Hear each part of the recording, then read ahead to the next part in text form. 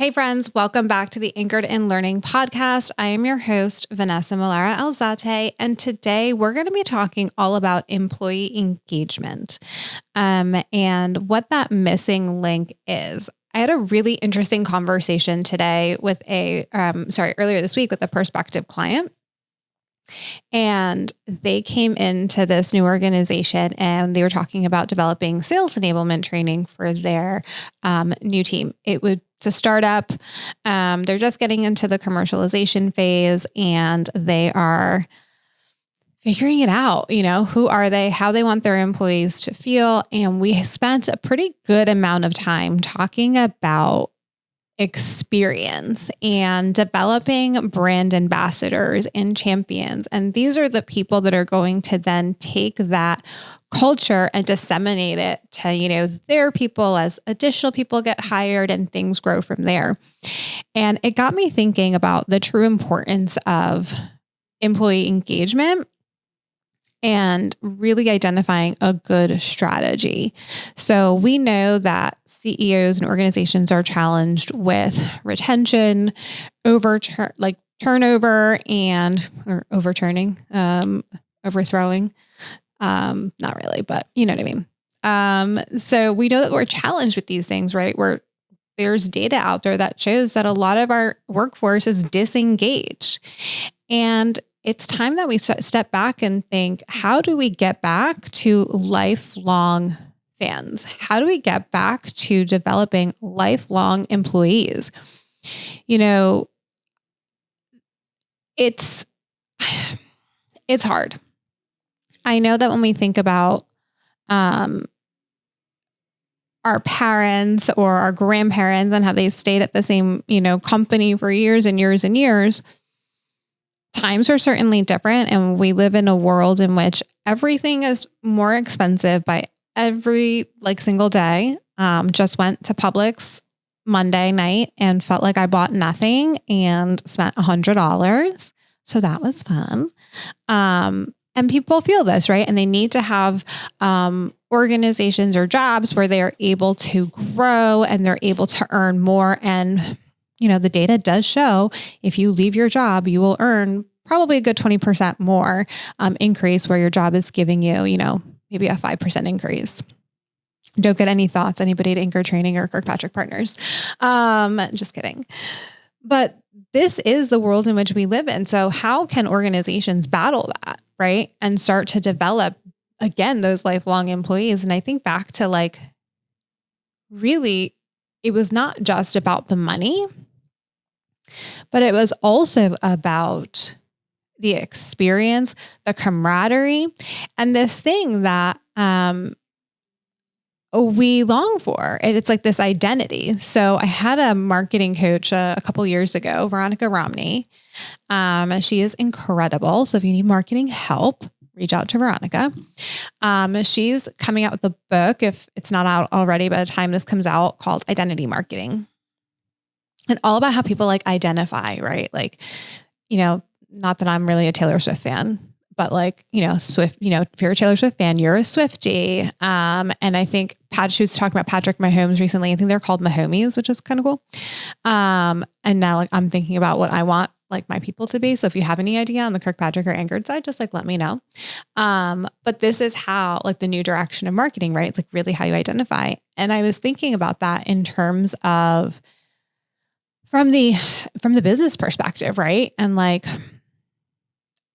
from an organizational perspective, your employees also should identify as part of your organization because it gives them that sense of pride and that sense of loyalty and that sense of camaraderie and engagement, right? And I think that we have an opportunity in learning to help be that support for whoever is managing employee engagement.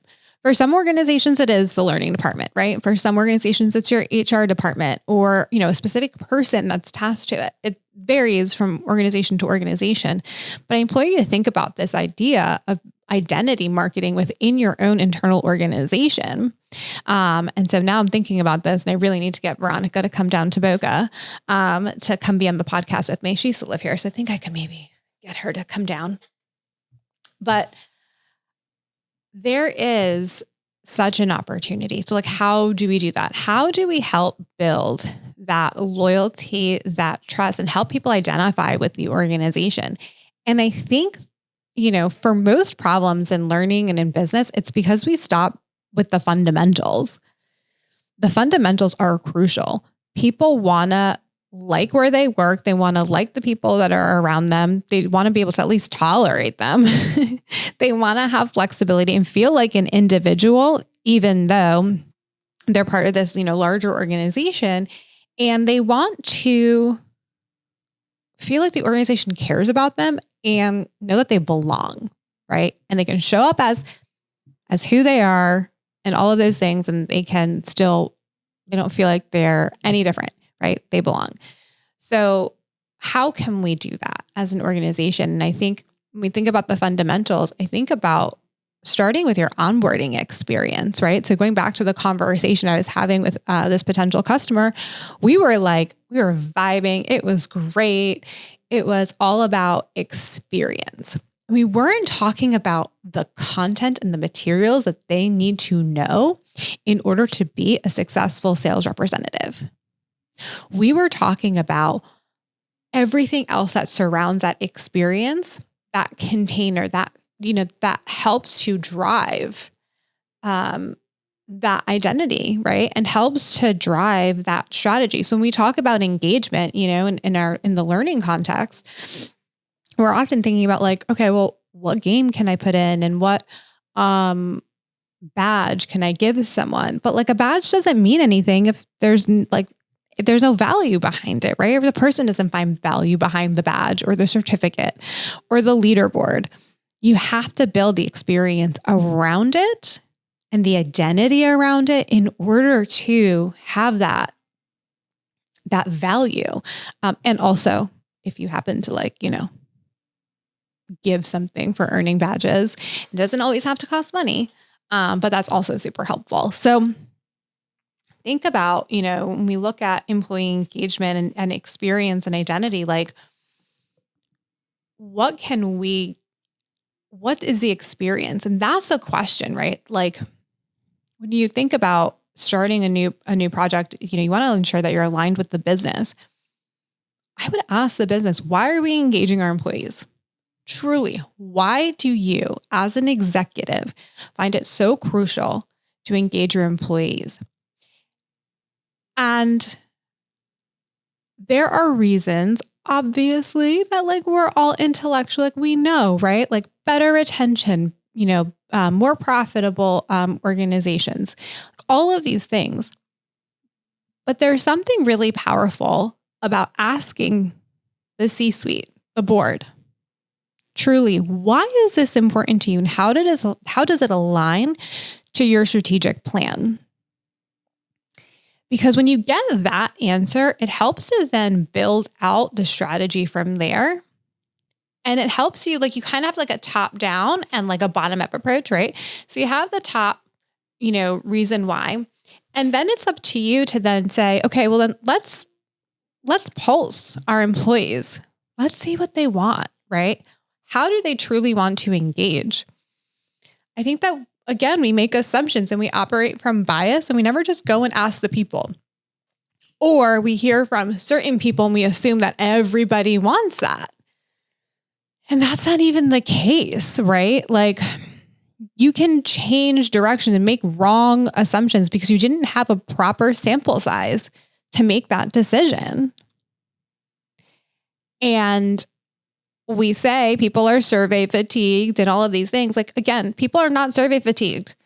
They are sick and tired of giving you their opinion and you not doing anything with it, or at least telling them what you're doing with it. Even if nothing, just tell them, thank you. Right now that, we have a priority list and that's not, it hasn't met the threshold to be worked on this year, but it's something we're going to consider again for next year. We can't do that. We can't give everyone a 30% raise. And here's why. People are okay if you are honest with them and you're transparent.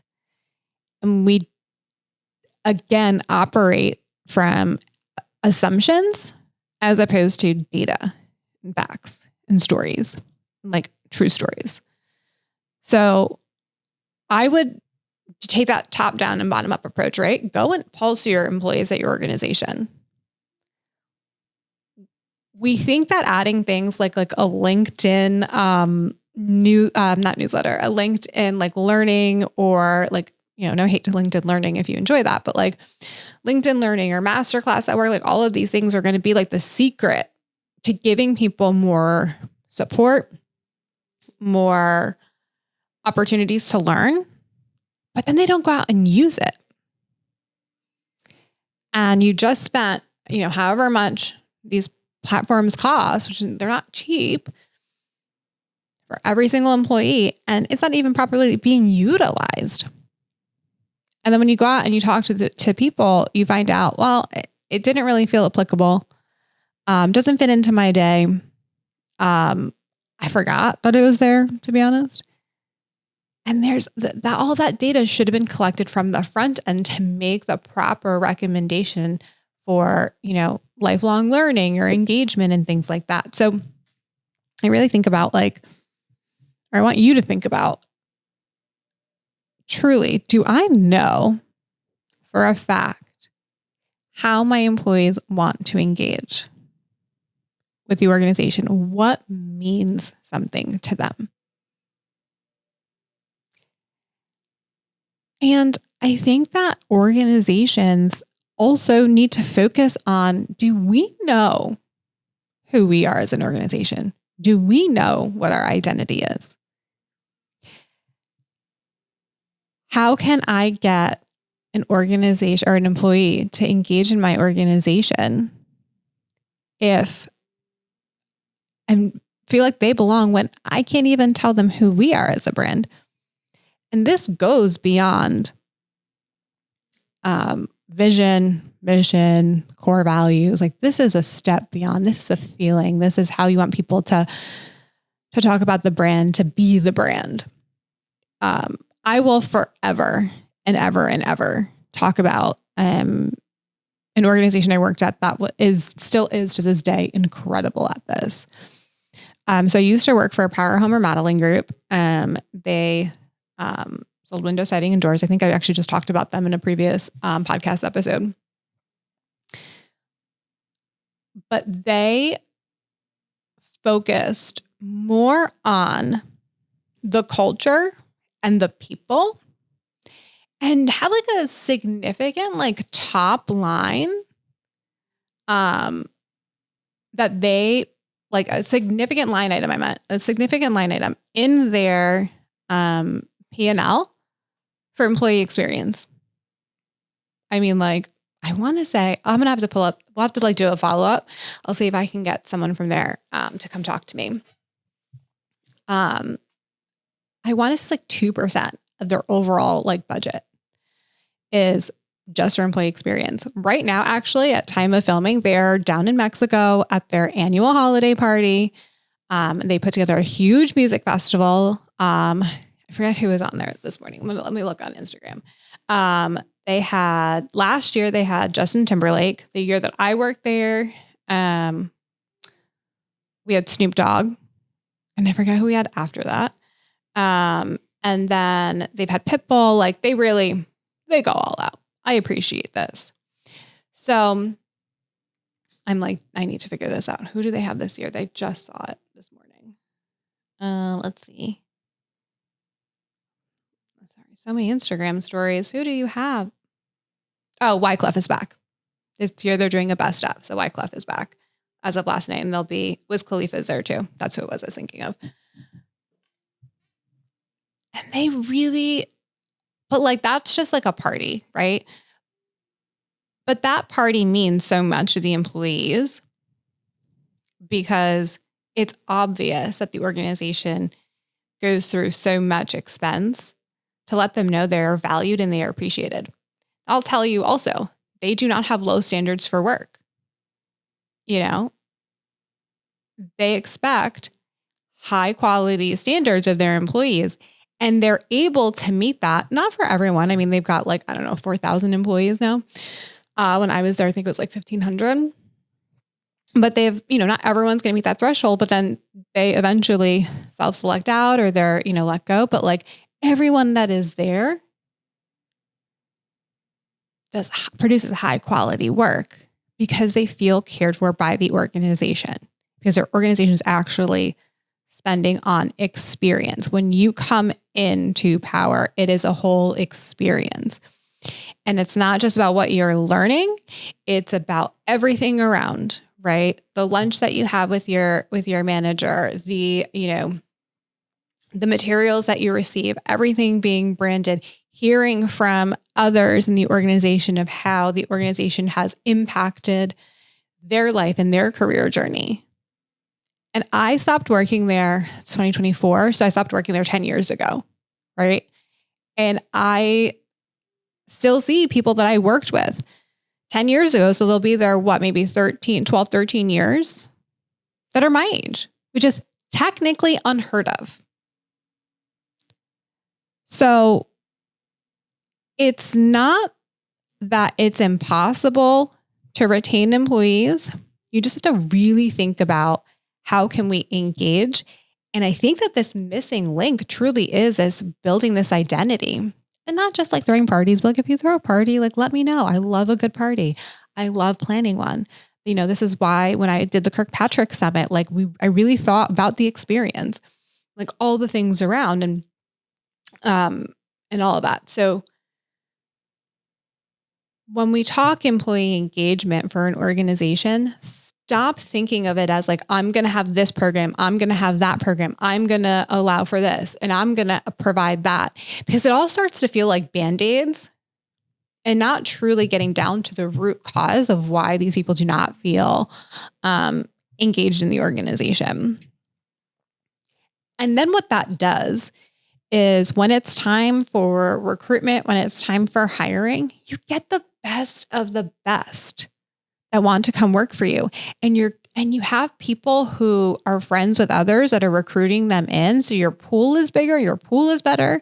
They're already bought in. They understand the culture. They understand the people. I see it, I saw it. It is so powerful to do that. And I am just like sitting here thinking about, have I done this? And the answer is no.